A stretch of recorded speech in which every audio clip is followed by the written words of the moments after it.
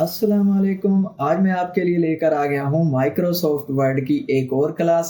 और आज हम देखेंगे कि हम अपने वर्ड डॉक्यूमेंट में ग्रेडियंट कैसे ऐड कर सकते हैं। तो आइए शुरू करते हैं।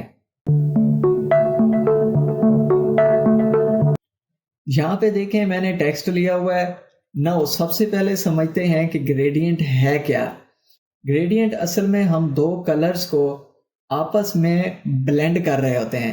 दो कलर्स को हम आपस में एक किस्म की उनकी एक दूसरे पे तह लगा रहे होते हैं कि जहाँ पे वो एक दूसरे में ब्लेंड हो रहे होते हैं एक खास प्लेस पर। ठीक है, एक मखसूस हद तक वो एक दूसरे में ब्लेंड हो रहे होते हैं जिसमें दोनों की झलक आ रही होती है। तो अभी हम इसको अप्लाई करके देखते हैं। यहाँ पे टेक्स्ट है, तो मैं पहले आपको किसी शेप में इसको ऐड करके दिखाता हूं ताकि आपको अच्छे से समझ आए।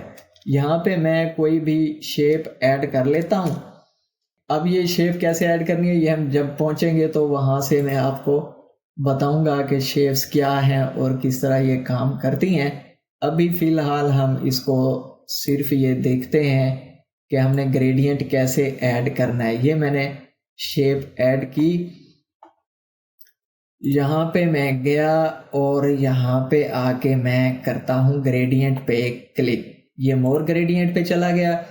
यहाँ पे देखें वो हमें कह रहा है कि जी वन कलर या टू कलर। हम टू कलर सिलेक्ट करेंगे। फर्स्ट कलर हम कोई भी रख लेते हैं, सपोज ये वाला।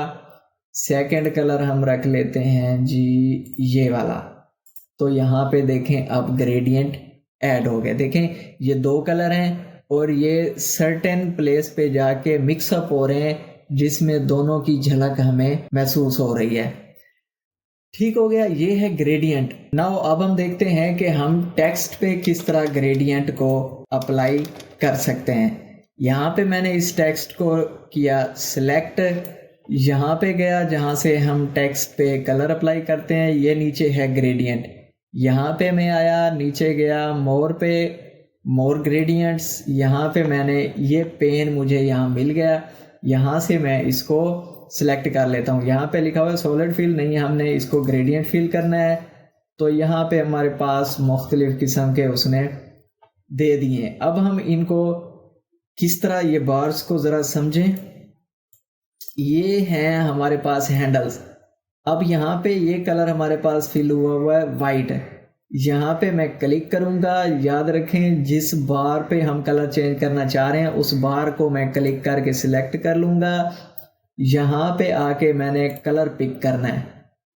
ठीक है, मैं यहाँ से कोई इस तरह का कलर ले लेता हूँ। ये देखें यहाँ पे फिल हुआ। अब मैं इसमें जाऊँगा।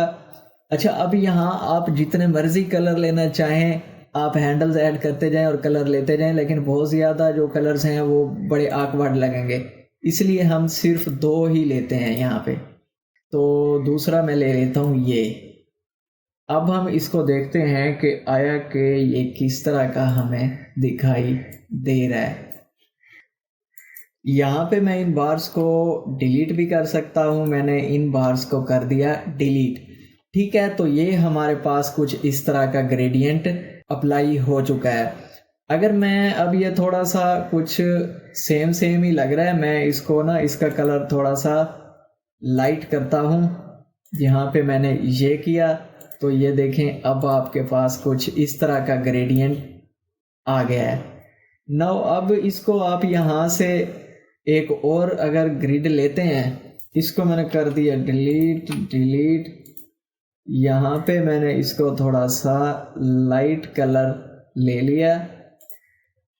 तो ये कुछ इस तरह का ग्रेडियंट अप्लाई हो रहा है। अब अगर आप इसका पोजीशन थोड़ी सी अगर करना चाहें यहाँ से कर लें, या इसको मूव भी आप कर सकते हैं। डायरेक्शन में आप जाएं तो डायरेक्शन इस तरह डायरेक्शन भी आप इसमें सेलेक्ट कर सकते हैं। ठीक है, पोजीशन में आ गए। ट्रांसपेरेंसी बढ़ा या कम कर सकते हैं, ये आपकी अपनी चॉइस है। इसी तरह ब्राइटनेस भी बढ़ा या कम कर सकते हैं। तो इस तरह आप माइक्रोसॉफ्ट वर्ड में भी ग्रेडियंट अप्लाई कर सकते हैं जिस तरह के आप फोटोशॉप में कर सकते हैं। तो आई होप कि आपको ये आज की ग्रेडियंट की छोटी सी क्लास समझ में आ गई होगी।